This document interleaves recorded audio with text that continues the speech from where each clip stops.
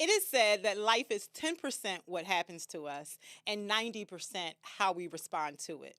In life, we deal with many layers of challenges that affect the principles of wellness. For generations, our community has learned as a standard to simply push through depression, suicide, substance abuse, trauma, grief, pain, and we continue to just show up no matter how broken we feel.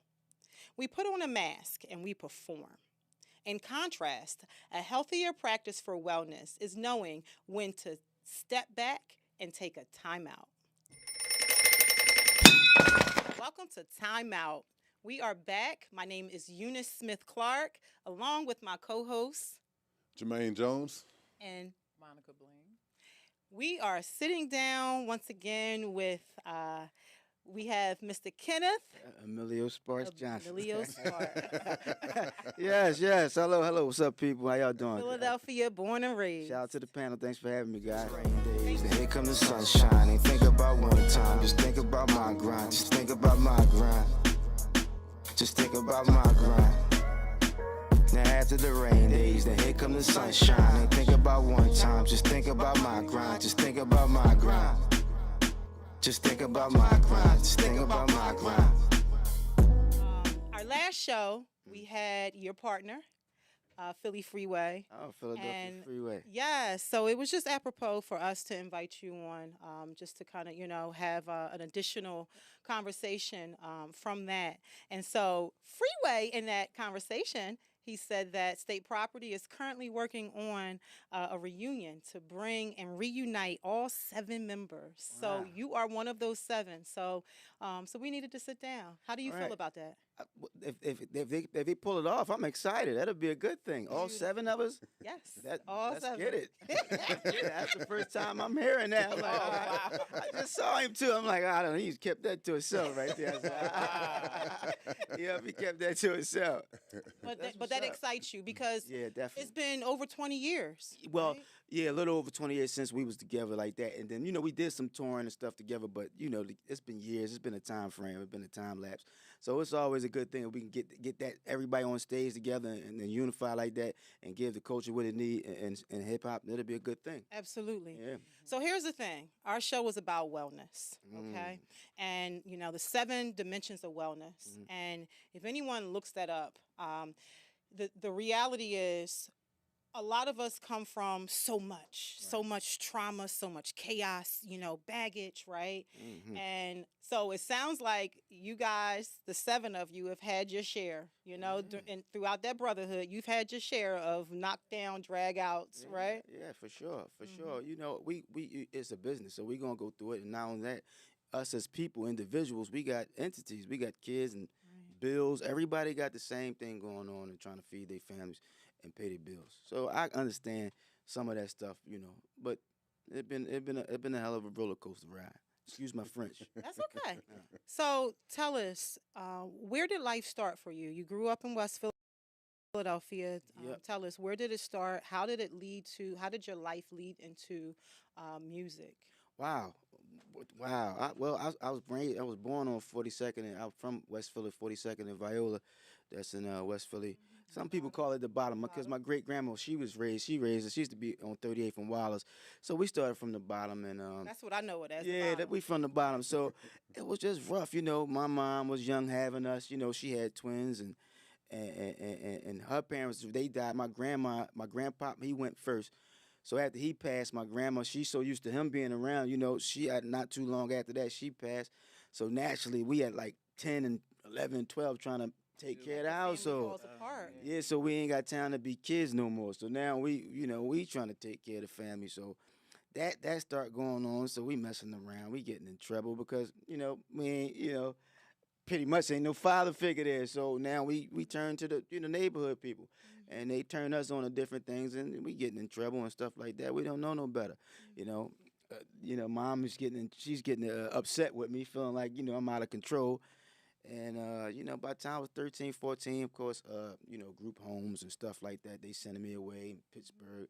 And I don't want to be there. They telling me other stuff. I got kids and all these responsibilities. I'm like, really? I'm in here. So I want to get out there. So, I'm getting out there. I'm just running around meeting people, and I'm just trying to find my way. You know what I'm saying? And then we meeting people. Everybody ain't great advisors either. You know what I'm saying? We getting advice from. We got some all right people giving us some advice, and we got the. So it's two sides of everything. Right. So we got somebody in this area. You got somebody in this area, and I think I was about 15, 16 when I was like, you know what, let me try this music thing. Let me just go ahead and take a dab at it. So when I met ICH guys, and I went in the studio with Derek and the guys, Jim and all them, and ICH Oskino, and I just went in there with one rap. And they couldn't get me out of there. I think by the time 16, 17, I was making my mark out here. We was running into people like Major Figures. Those guys was out here busting their moves, and we was just having it. And I think eventually, I think we made enough noise that somebody wanted to sit down with us. So we ended up meeting with Jay-Z up in New York, and they wanted me and Oskino and signed us on the spot. I mean, Lior, he called upstairs to Lior, and he said he wanted us, and that was that. I think we signed in '99, about 17, 18, and there we have it. We was in the world. Wow. Yeah. So he mentioned something that I know you could relate to. The no father. Right. The father figures that weren't good. The group homes and other things that he said. How. Well, it's never a blueprint to parenting. For one, especially if you don't have that, like for me, it took me a long time to understand the way my mother was brought up. Right. A lot of times I did the blame, for the parents and uncles and stuff like that until I started going to counseling. Right. And when I went to counseling, I had to understand like what was my mother and my aunts, how was their upbringing. Right. So, once you understand that, but being 18 years old, for you to be, I was 19 years old when I got drafted, man, and I tell people all the time, like, being drafted at 19 years old was like the best day of my life and the worst day of my life at the same time. If people don't understand that, being so young, coming into so much success so early, It's a gift and then and a you curse. have this family, Right. you know what I mean, that, depending on that. You know what I mean? So for you signing at 18 years old, man, like how much pressure was on you going through that process far as, because I know me when it wasn't a day that I didn't get like at least 40 messages on my phone from somebody needing something. Right. So how was that process for you? Well, first you're trying to process it, First you're trying to process it. So I'm sitting with people, and it, like you said, it happens so fast. It come to girls, it come to friends, and now it's the jealousy, the hate. So you dealing with them demons and stuff like that, and so it's a fight. It starts to a fight, and you just trying to rumble your way through. But like I said, my grandparents was gone. I think by that time I had left the house and was on my own. I was staying with one of my girlfriends at the time, and we made something happen. So I just wanted to take her out of her household and put her up somewhere. And then as far as the finances, I think we just should have had somebody there to help us with decision making because like you said, we 19 and 18. You ain't thinking. Ain't nobody gave us financial literature. Like I had to evolve to this place. I wasn't ready for all that kind of stuff, but we had to be ready. Like you said, we thrown out here early and then to the wolves, pretty much. Like literally. And so once we thrown out there to the wolves, we got to figure it out, and find our way. And I think outside of all that stuff, that's what all this whole journey was about. In search of really who I am, who's all right, in search of all the stuff that we need and need to process, like you said, again, to find our way. Because like as you say, we was kids. We was kids trying to be men, and then by the time you make a kid mistakes, as thinking you're a man, and then like you said, and trying to search the right people out. Yeah, so that I went through it. I was thrown to the wolves early, and then, like you said, we trying to mask the other stuff that's going on behind the scenes because we got friends that we think all right, but they not your friends. Right. You see what I'm saying? When there's money involved, everybody changed. Ain't nobody the same no more. Nobody. I was just fortunate. Except you. Yeah. I stayed different because my situation was different. I ain't going in right like everybody else. That's why today it's a struggle with me. I still got to do it from the muscle because everybody else bust their moves, and I'm sitting back when I needed a helping hand. It was leave them out there. I'm like, oh really? That's how they view me. Right. But so that's when I'm putting my flesh on the line like for everybody, and I realized, damn, so I'm self-medicating. I'm going through stuff now. I didn't realize that I got kids, but I'm still going through with the baby mamas. Yo, when we going? get past this court thing and I could be around my kids because this is what I'm fighting. I couldn't be in a household like this. I wanted to be raised like that. So at the end of the day, when that couldn't happen, I was just really disappointed with a lot of folks. You know what I'm saying? There was a story that, I was trying to reach out. I did the music. That was a little therapeutic for me without, dealing with the mental health side of like therapy and all that kind of stuff. But them the kind of demons I was dealing with. Like, I want family. To this day, that's what it's important. I found out the real value and moral thing. Like, you put a dollar amount on that kind of stuff, you lose yourself. Yeah, you will. Right. And family. Right. Yeah. You mentioned you self-medicated. Oh, did I? What things did you turn to? I was on PCP and alcohol. I was on plenty of drugs. I was doing dippers. And like crazy, and then alcohol because it was like and then you found some sense of hopelessness because like you said, we wasn't running around with security guards, so you know what I'm saying, we was catching cases and that was a lot of legal trouble and all that kind of stuff, and wondering, hey, will we make it through this kind of stuff? You know what I'm saying?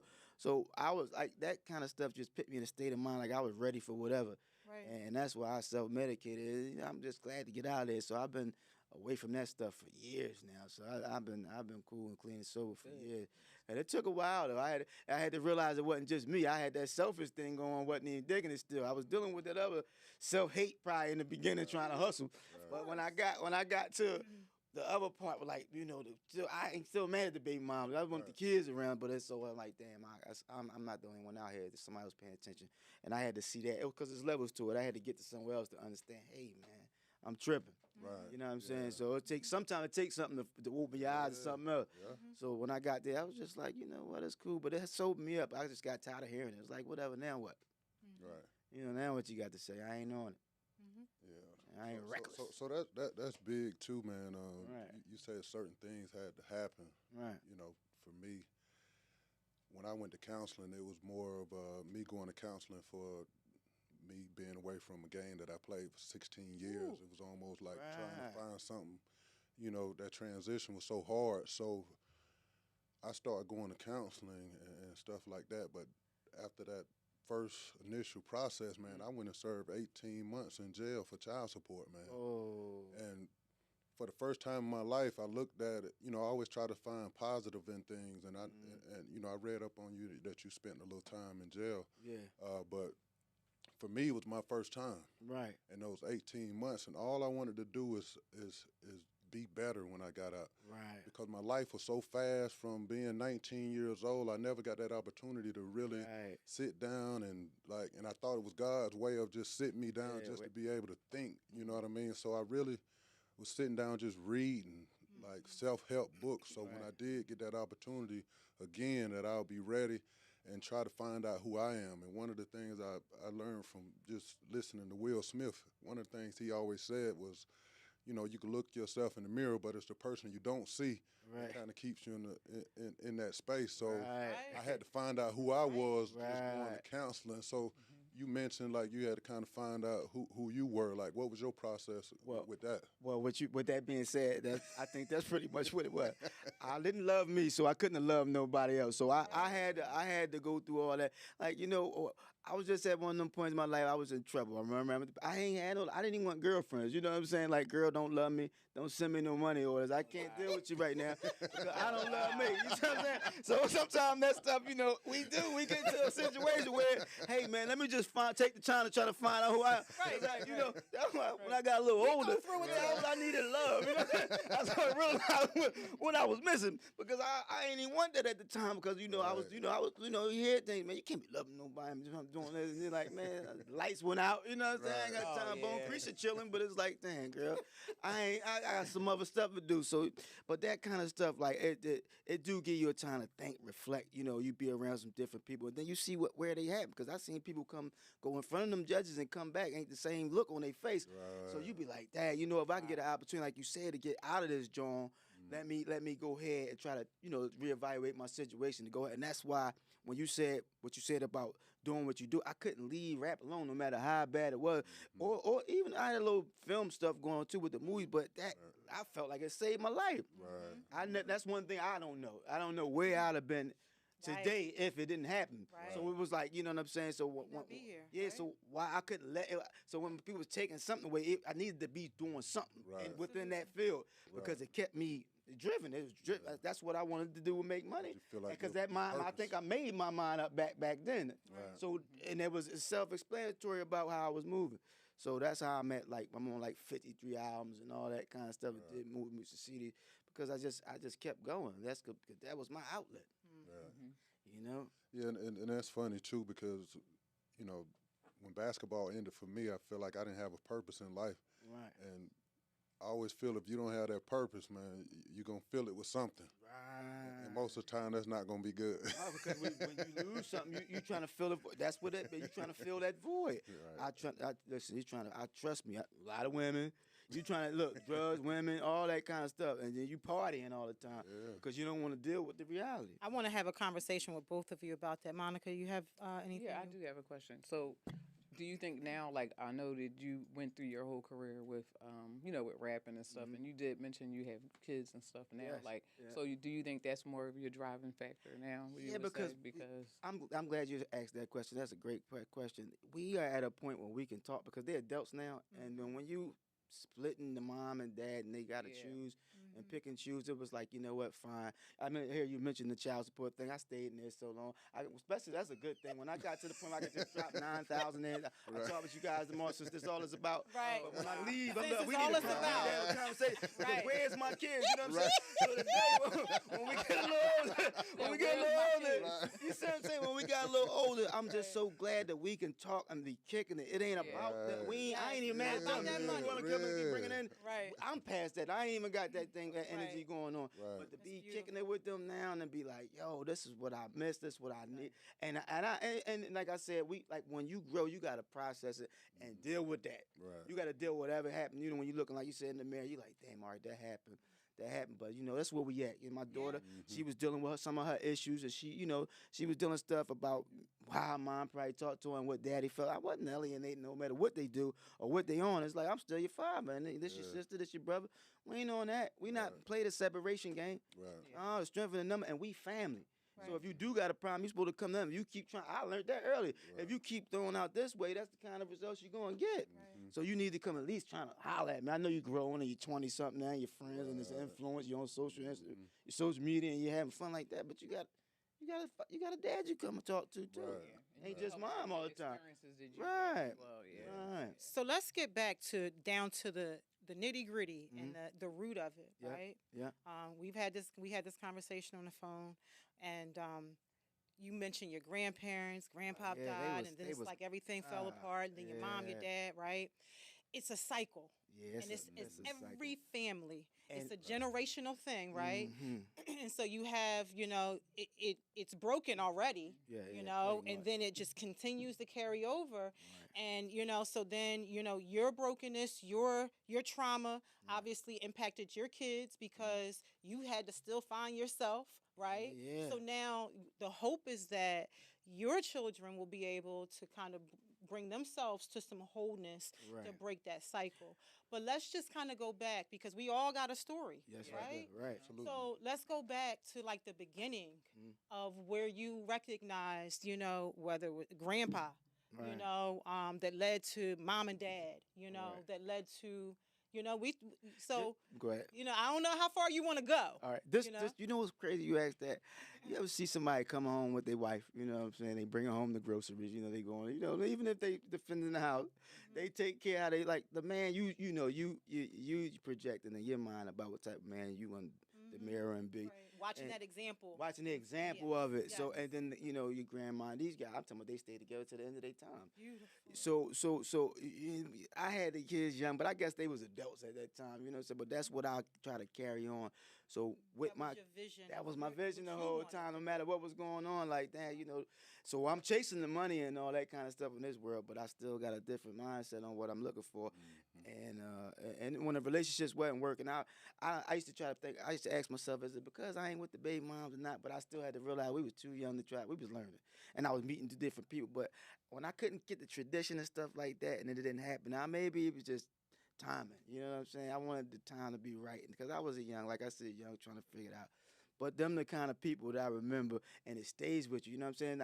Not just my crime syndicates. Everybody look at us like, damn, you put all this work in and all that. I say, man, because I was looking for this. Right. What hurt people do? They run around, they hurt people. Yeah. But I still had standards. people I hurt still had standards. And bad people are bad people. And you Right. can't really come judging me for what I did to a bad person. You guys at a certain time, place in their life, and they know it. And I got a household to defend because my folks was over here taking care of stuff. So I was trying to lead by example too. So when people, people misunderstand me sometimes, but in my mind, I had to get right with myself. Are you the oldest of your siblings? No, my sister's 2-3 minutes older, and I'm older than the rest of Oh, them. so you're the twin. Yeah. I heard you say your mom had twins. Yeah, me and my sister. Right, but I wanted, okay, so you're the twin. Yep. So she's a little older than me. But so it's just the two of you? Yeah. No. I got a little sister Shanita and my little brother Chop that we raised. He Right, passed so away. but the twins are the oldest. Yep. So but you were that oldest boy. Yeah. I had to go out So here. you were right. So that's what it was. It wasn't That's no the disrespect. pressure. It was I got a household. Absolutely. So when I'm talking to people, it's like that's all it's about, you know. That's really is about until you get to another space and it teaches you how to grow and evolve into what you need to grow into. But it's just some stuff is just. So how have you worked through? How have you worked? Because we're talking about how to be better. We're talking about the wellness part of our lives, right? How did you learn to work through the healing piece of the absence of mom and dad that led to the group homes? Well, is it something that you're still working on every day? You know what it was? It was rebel. You know, my mind. Like I said, I rebelled. You know, like you said, I didn't want to deal with that. You know that. All right. Plus, I felt poor. The lights went out. People, ain't no hot water. So it was like, man, what we gonna do? But I went and got a car wash job. I went to the agency down here. And so I started doing stuff, odd jobs for the car wash and stuff like that. So I was trying to make something happen. But you know, somebody else in the other area, come this way, and then come, and you think it's cool, so that's where the rap come from. That's where the aggression come from. Yeah, and I told them, and that come from that. So it's like, but I was trying to be mindful about stuff, and that's why I like me, because I didn't understand what was going on, but I still gave myself a little balance because some things I understood, but some things I just felt like it was just bad. You know what I'm saying? So it was just, but that's where the music came from. It come from the experience of life, and we can evolve from it through the experiences and stuff like that. And I guess that's what it helped me. I ain't gonna lie, it just it helped me. Beautiful. Yep. Yeah, so I was just going through my transition, man. Like I went through a lot of financial woes, Right. Through my time, and for a long time, man, like being 19 years old, you know, my first contract was $650,000. Right. Man. I thought I was rich. Right. You know what I mean? I got 16 aunties and uncles, about 1 million first cousins, moved forward and with me when I got drafted here by Philly. Right. And, going through that whole process, man, when I was running into financial issues, man, and then, retiring and have to process that and going through, so much at that time, I was blaming so many people that I had looked out for. Right. You know what I mean? Like I was this young kid, and everybody had their hands out. Right. So I read something up on you when you said you was going through some financial issues and you had a young lady by you and you were saying something, but it was hard to trust anybody after going through that process. So can you kind of speak on the times when you was going through that? But when you dealing with because like you said, once we in the public eye, we at a standard. No, you can't go wrong. You're stupid if something go wrong, and all that kind of stuff. So like you said, we trying to find somebody that we can be around and let me just heal first, because people came after me for money and contracts and stuff, but it wasn't the headache. It wasn't money. Wasn't worth the headache I was gonna have. I was trying to still get through a healing process. So, but when you around people when you need that and they trying to kick you when you're down, that kind of stuff. And then with me, far as like you said, I gotta grind. If I can't find the friends that is really in my corner, because I got people that's in my corner, but sometimes people that we around ain't always what they cracked up to be. You need you can't have somebody pulling you down and then you can see the difference between them and the people that care because you like that vibe ain't the same. Yeah. So, iron sharpens iron. Yeah, when the vibe ain't right, no matter how much you care, no matter hurt, you gotta roll out. And it's like in certain times, certain issues, people if you find out some stuff about me, I was tired. I didn't even want to face people. You know how you wake up on somebody's couch like, I ain't used to this. Yeah. I done came from this level. I ain't used to living like this. But Right. we taught that we can't go to the courts or nothing. But technically, hold up. Right. You see what I'm saying? But I just hide in sheds and stuff like I don't want to deal with it right now. Right. But you know, you be trying to find the people that you feel like in your corner when, because that's how my mindset was. When all fail, who gonna be there? Yeah. Right. Yeah. If it all go today or tomorrow, Yeah. that's what I knew. At any given moment, this can go away, and then what? Who gonna let's see who gonna be there. Right. And that's what you what I be looking at. So you mentioned, your mind, you thought back on all the people you helped, right? And where are they now, right? Right. Did either of you ever have a sense of like revengeful feeling?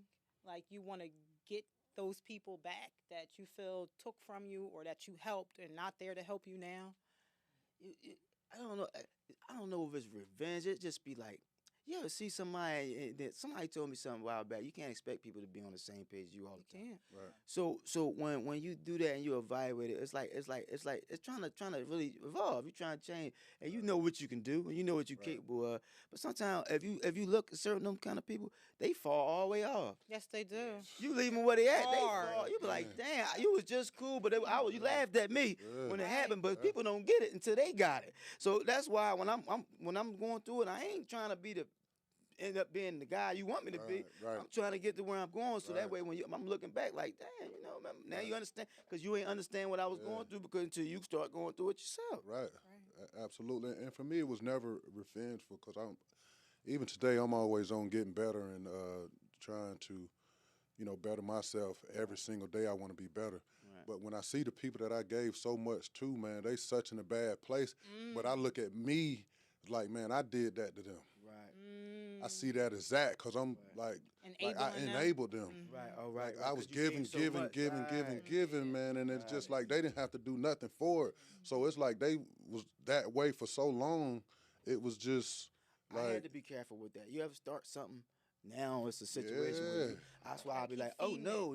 Certain things like, no, stop it. This got to stop right now because I ain't trying to keep that up. And then you got to get up and pull your own weight. That's even if nobody wasn't there, that was life to it. You had to pull your own weight. That's right. No, it's even now. Like I progress and I'm doing a lot of things now. I'm helping a lot of professional athletes transition out of sport. You know, I'm speaking on financial literacy with the NBA team, rookie through fourth year guys. So everybody looking at me now like, oh, he's back. Right. And then these people come back around and I'm sitting there like, no. Yeah. You know what I mean? Like I've ruined you already. Right. You know what I'm saying? Say yourself. You know what I mean? Like no. We gotta do different. We gotta do better. I'm doing better. I want to better myself, but the process it took me to get to where I am now. I can't even have that kind of energy around me no more. Right. No, you definitely got to remove yourself from all negative energy or anything that's just distracting you from you, because it can make you relapse to what you was doing. Absolutely. And it makes you appreciate the people who have been there to help you even more, right? Yeah, absolutely. So yeah, that was a thing because I don't want to go back to doing the things that I was doing. Right. I don't want to start that again. So, you got to be able to help yourself and want to grow. Yeah. I wanted to grow. And the thing about me, I'm not sure what it was for you, man, but it was a space where I was in where I was so accustomed to being able to take care of my family and my kids. Right. And it got to a point where it was like I was embarrassed to even be around my kids because whenever they see Dad, I was able to give them whatever it was. So it was like then, like, man, like I can't even give my kids nothing. So it was more like, man, I can't do this. I have to better myself. Right. Like, what was it for you that was like, okay, that's it, man. I gotta grow. Well, like you said, financial literacy, and then I had a friend, I had a homie that was, one of my older guys. It's like this guy, he was like, I did my music joint with him, and he was like used to be there. A lot of people, I had a lot of alright people around, but when I got older and started going through it, when somebody, you don't find so many people like that. When you see somebody come to your aid, and when all failing, I remember them kind of people, and they give you some game and they put you on the right stuff. So that's what you need, because like you said, if you ain't got that financial literacy and you just enabling who you're around to become that, when it all said and done, you feel bad, but you just learning. Right, that's it. You just learning, so ain't no beating yourself up. I had to learn that too. But like you said, when you got some good company and good friends, And when that crowd, it's a crowd of Yeah, people out it's a there, crowd. and you fighting that crowd, and that crowd could be something else. They could be so notorious. So you got to just surround yourself with some positive people, no matter what's going on, and somebody that want to see you win instead of people like I said, like them crabs, Absolutely. crab in the barrel type people. Guys, you can see them. You like, man. And I never, you know what? I didn't realize some people can have so much, and you still be trying to figure out what's wrong with you. Right. Your souls ain't right. You understand where I'm coming from? When somebody's soul ain't right, man, you can have all the money in the world, Right. but when the soul ain't right, you be like, oh, this ain't right. You can Right. feel it. Yeah, make souls be at jeopardy. You be like, what's wrong with this, man? I got the road. Right. So one of the things I wanted to just kind of dive into, because I know after my transition and going through that, man, all I wanted to do was be better. So, you know, I meditate in the morning now. I go to the sauna. I just had my counseling once a week now still, because I don't want to backlapse. You know what I mean? I'm all in self-improvement. Like, I go on mental health retreats. Like, man, every day I'm trying to better myself, man. And I know that you're trying to get into that space. Like, what are some of the things that you've been looking into, try to do better, or even if you've thought of things to Well, not too long ago, I checked in. I had to check in and find therapy and all that kind of stuff. 'Cause Beautiful. I needed it. You ever be somewhere? I was just tired. I was tired of all the humping and all that at the time. The girls and You said all the humping. like, hold up. The money's on hold right now. All the babies. I don't want no babies. All this gotta wait. Let me go get myself together. I don't want that right now. So when I got to that space, I was just over it. I was over it. Wasn't nothing nobody could come to me with at the time. I was That's just that self-medicating. yeah, I'm tired of all y'all right now. Yeah. So it was like once I got to that space and checked in and tried to figure my way, I was just with the people that was coming around trying to push stuff for me. I was trying to gravitate to different stuff. I just wanted something different going on. And today it's like I'm really trying to see if I can try to help people. If I can come out, donate to foundations and help people out, and just talk to doctors and different type of people. Like you say, you doing mental health, we can just kick it and be around just different stuff. Because we taking the problem, we dealing with the problem head on now. Ain't nobody running from it. right. We facing it. Let's go face the problem. Yeah. We dealing with that problem head on. So let's just go and face the problem and then deal with the issue at hand, the underlying cause of it, and keep it pushing. Take the mask Take off. the mask off. I don't want to wear the mask. I done hid already. I'm out. I'm out. You know what I'm saying? So that's what it is. So that's how you get there. So once you get through that kind of stuff, because like you say, we ain't around. We taught different. Yeah. We ain't taught to go see them kind of people and right. be around them That's kind right. of people. You Yeah. think, hey man, everything's this way. Right. No, it ain't. You go somewhere else, you scratch your head like, oh, this is different. Yeah. I'm gonna hang around somebody different, than the person who I done gave everything to you. I done gave everything to And you. here's the truth: we come from parents who were baby boomers. Whether the beginning of the baby booming era or what have you, Right. and most of the baby boomers eventually got caught up in the 80s. Not I shouldn't say most, but some of them, Right. got caught up in the 80s. We know what that was, Yeah. right? The epidemic. And it had an impact on all of us. Yes, it did. And so it's been a lot for each of us to try to work through that.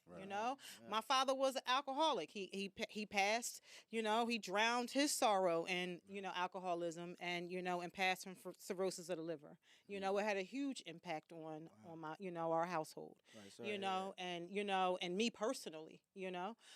So it affects the children. And now we got to work. We got to peel back the layers, and we got to take the mask off, and we got to be honest with ourselves. Right. And I went through counseling the adult children of alcoholics. It's a real thing. Yeah, it is.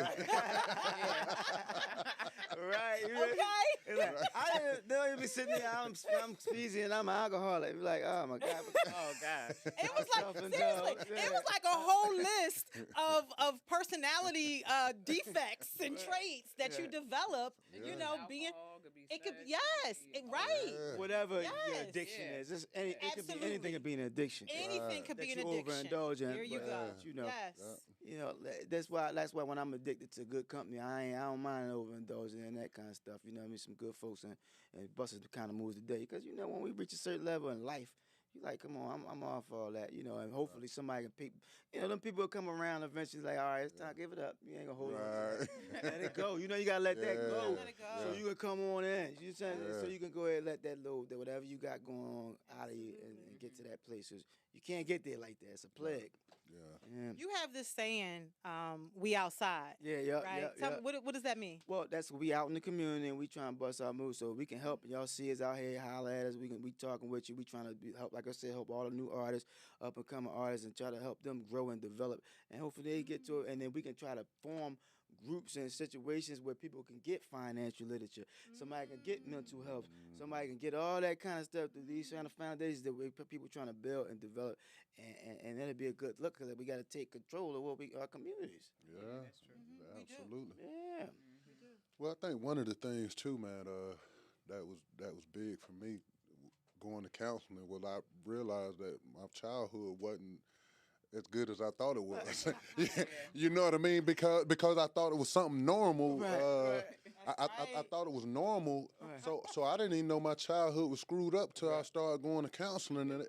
And the first thing, and this was after me, retiring and basketball was over. So I'm trying to, go in and deal with that. Right. And all the counselor was asking me was like, how was your childhood? Right. And I'm sitting there like I'm not gonna get anything out of this. Right. But I'm the person, if I start something, I'm gonna finish it. So I kept going, man, and they kept asking me questions. I'm just speaking on my childhood, man. I'm realizing like, man, I got a whole lot of issues. You know what I mean? Like I didn't know I had abandonment issues. You know what I mean? I didn't know that murder I seen at 13 years old affected me. I didn't know like so much was inside of me that I had so much pain and hurt inside of me. Like, most people that watch me can tell like it was something. You know what I mean? Because that was my piece on the basketball court. Right. You know what I mean? So when did you realize, like, you had some issues yourself? I knew. I been knew I had issues. I got the pro wings. I was wearing my pro wings. I was just they got the British Knights and stuff. I'm like, that's cool. I had my issues. My pants got a hole in it on picture day. I had a little attitude. Like you said, we next door to the murderers too. I'm like, how y'all? They all neighbors. Was they family members? Somebody. That's family. That's my cousin. You know what I'm saying? So I was dealing with a lot of that stuff going on too. But I knew I had anger management, but you ain't want to come back to mom and argue with her about, once you give me a decent pair of shoes. Grandma was trying out, but when she left, So all that kind of stuff was playing a part. So, and then it's funny because now like you say, we trying to go to school and we trying to get an education, but kids could be, like, brutally honest. Like, look at you're pro wings and you're like, yeah, you right. You know what I'm saying? But like you said, when I found out all that stuff, like I wanted to do stuff when I got done with certain things. Like, I went back to school, you know what I'm saying? I dropped out the 10th. I went back when I left the Rockefeller situation. I went and got my diploma. I was trying a little college stuff too. So I was trying to double back and get some things to make it, let me do something different while on my downtime. Just to have it. They ain't clear me all the way, but How much has that network, that community, of the industry and the people, been a support system or even a resource to turn to for you through the years? How many people in the business? Anybody at all? How much of it has been, was able to be a resource to kind of help you in that bounce back? I think who helped me out? Who helped me out in the business? I talked with in Philadelphia. Or just in general. Oh well, I talked to Dame. I reached out to Dame at one point. He hollered back. A couple people here, that had me on the panel here. A few people here, like Nakia Diller. I remember him. And yep. Cousin, shout out to Nakia Diller. Diller. Because he had a panel. The Atkins, what was his name? I can act. Yeah, so I used to go and kick it. I used to go kick it with them, and it got me almost back in my bag. But like you said, I had to grind. I had to take my own money and spend my own money to try to make it happen. Because sometimes I couldn't get the facility. Like people don't always call me. I don't know why. It's like I had issues, but I dealt with them. I got counseling. So I was like, but people really don't deal with me on that level. So sometimes I just go do it myself because, like you said, that's my outlet. And you can view me how you want, but clearly I've been doing something else. It's like somebody trying to view you as the bad pop and all that. But it's like it's too much substance out here, too much content to prove you wrong. Here's the truth. Here's the truth, right? We can be very critical, of people, our counterparts, and and all.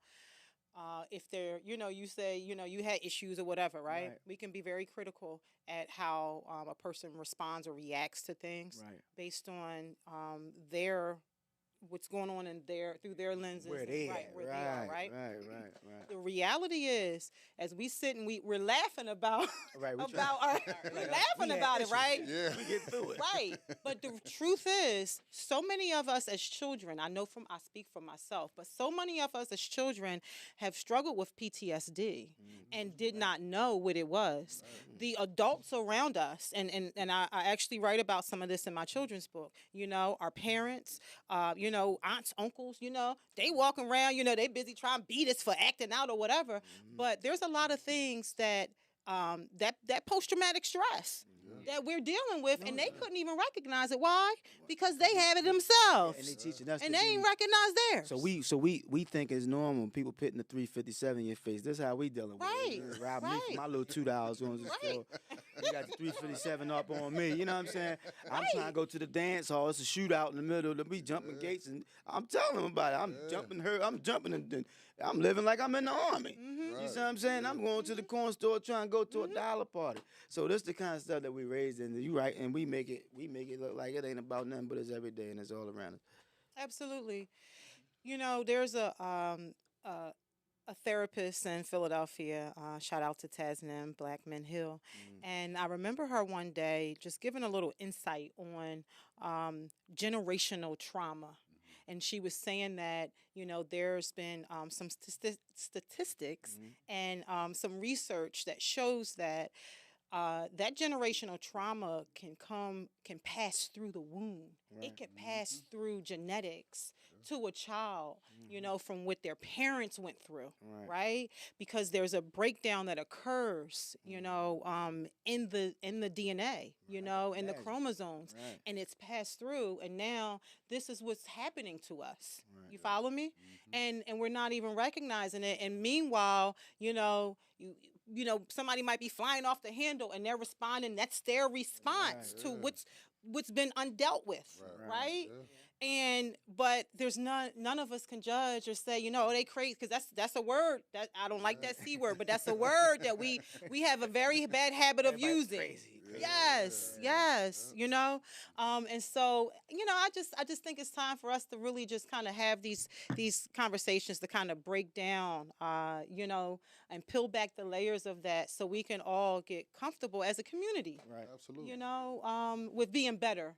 At that. Everybody's not crazy. Right. No. That's not a Just good all word. Dealing with something. Yeah. Right. That's the reality of it. Right. That's the reality. And people try to control how you deal with that. Yeah. You know what I mean? That's why I'm never judgmental of people and how they react to things, because I want to know. I want to get to the root of the problem. Like why were they doing that?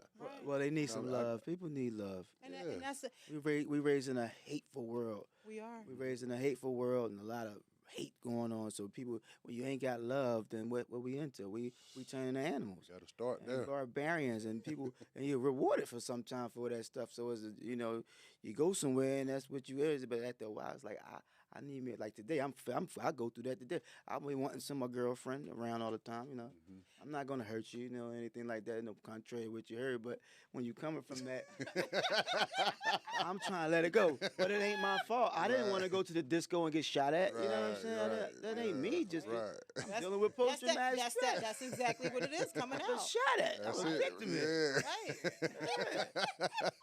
Right. Well, so here's the thing, because you talking about needing love, right? Mm. So let's get to the truth of it, Mm. right?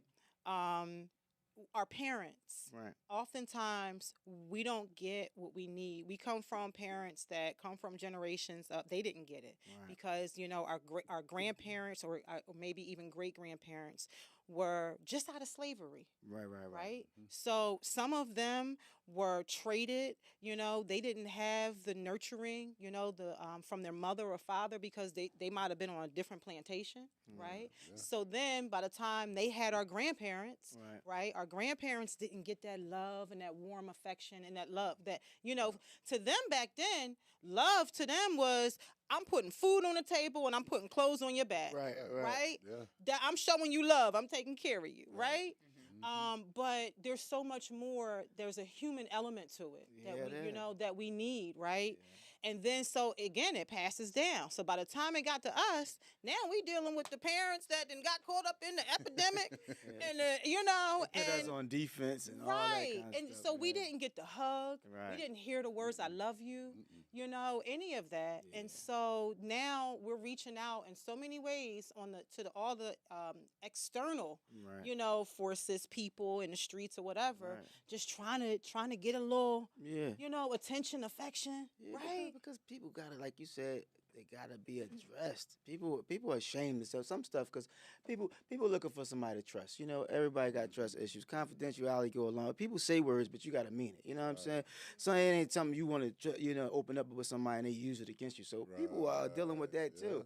So nobody feeling comfortable with opening up to certain people because they're using it against them. Yeah. So that's a problem when you got stuff. But that's what I'm saying. You got to be able to be able to talk with some like them therapists and stuff like that. I guess people more than to talk with them because they don't know them. Right. Versus the people they know. Because you know how it is. Right. And then you turn you find some cold person because at the end of the day they feel like they can't share with you. Right. Yeah. Monica, help me out on this. Let's talk about the mommy son and the daddy daughter relationship, right?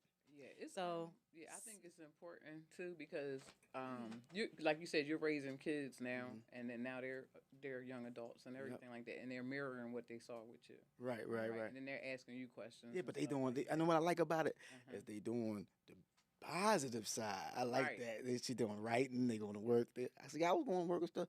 The other stuff, I was like, hey guys, I didn't know no better. I wasn't 18 yet, Right. so therefore I'm not held accountable for all those acts. Right. So, I know you had your stepdad that raised you, right? Right. Yeah. And Um, we went through it. so- we went through it. Right. So, and you know my story, my father died when I was 7, How did having a stepfather, did you get everything that you needed, the affection Not that at you all, needed no, from no. your stepfather? You end up like, okay, so it was like me, my sister, and my brother, Mhm. and that was their father. Mhm. And I always knew that was their father. But then what I had to realize, like when I got older, like when I got in my late 20s, that his mom died when he was 6. Then his dad turned around and died when he was 7 and left all of the money and stuff to the stepmom. Right. And the only way she could get all this money from his dad was to take care of all these kids. Right. So she was upset. She had another dynamic come into the household since he passed away.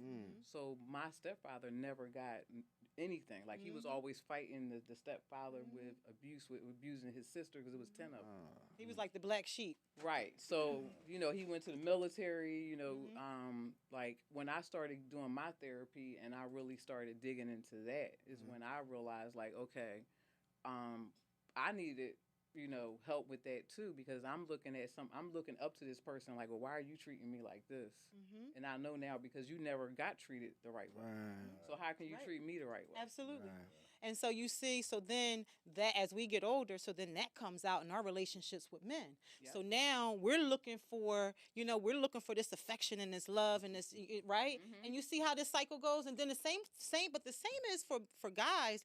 When y'all don't have your mother there, Right. it's the reverse. Y'all have, I think, It goes have the both ways. Right. Yeah, you have the yeah. same struggles because now you're looking for women to nurture you. And so a lot of times with women, when we don't have that daddy, then we look to older men.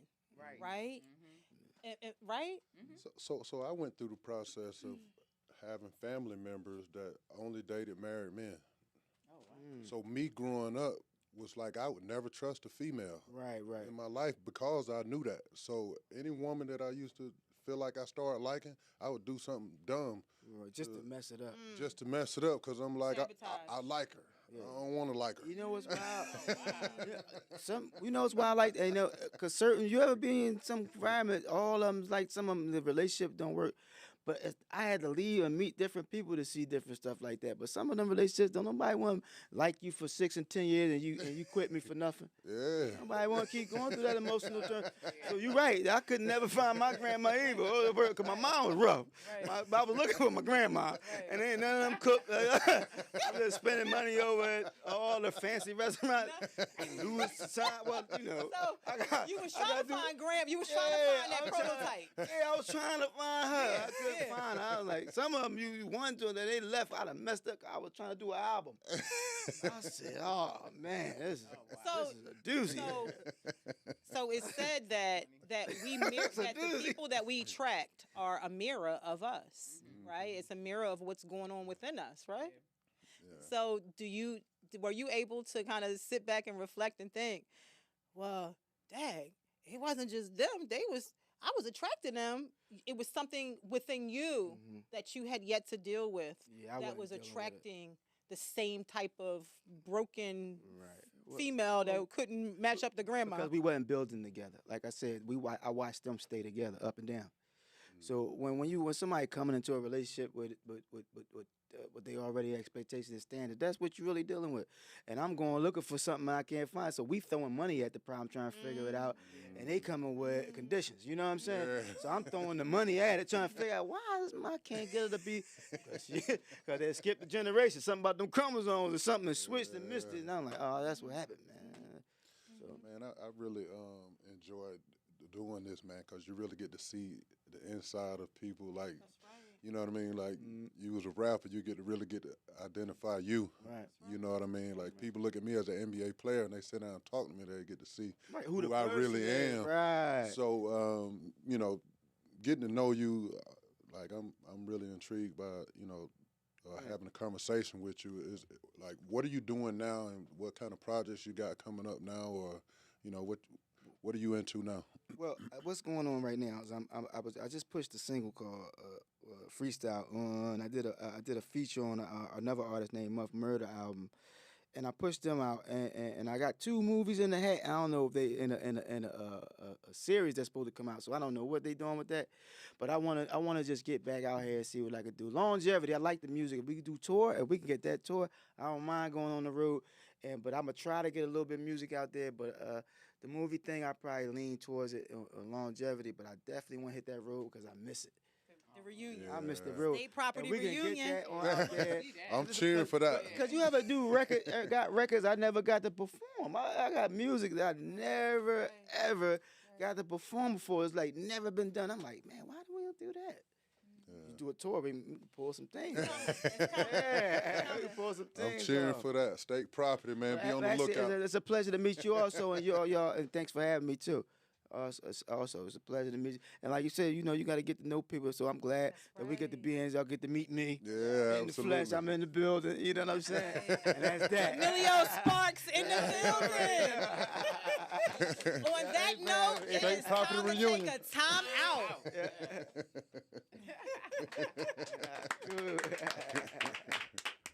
I appreciate it. No man. problem. Thanks for having me. Yep. It's for the projects, the back block, niggas stand up. Now I done had my issues throughout my lifetime. I did a lot of mean things, not even in my right mind. Shit, sometimes even at the wrong time. But gangster, it's been around my generation for years, so it's flowing through the bloodline. For me to send about 6 through one of your pricks is clothesline. Up close and personal with the Glock 9. Open up your sunroof and let the sun shine in on you. Let that thing ring on you. I eat, sleep, live, dream this shit, believe this shit, trust me. I clap one of your fucks like one of life's trusted. Until the feds indict me, until your punks try to trump me. But fuck it, I keep my peace with me, so come and get me. I'm bringing a few of your motherfuckers with me. I'm your Huckleberry, I make the block hotter than it's ever been holler. I've seen plenty fights break out, friendships break up, niggas fall under pressure. They told on the best of us, dug a hole for the rest of us. Stay rap / rock, no you can't mess with us. I seen more blood snitch over little shit. I seen more blood dripping a little bit. You gon' want me back, so's a nigga blow. Send it for the dough, man, that's all a nigga know. Ain't nothing about me average. Awkward style out like Lenny Kravitz. I peep the whole floor like I'm magic. No look bullets through your cabbage. Over the beef, I pull toast, nigga, let's make a sandwich. I stay on my burner, speaking the truth like Sojourner. My 357 a Turner, situation ugly. Throwback jersey in a Scully on the corner and the rain about my money. Sing my song till I'm gone, and when I'm gone, make a remix. We keep it rockin' till they seasick. The ghetto I reside, down the street from death. We taking none for granted, not even our breath. Men of respect, walk with your vest, hand on your tech. Looking over the shoulder, got cramp in your neck. Bare arms to the day that I'm gone. Mean face on my obituary, gangster to the day that I'm gone.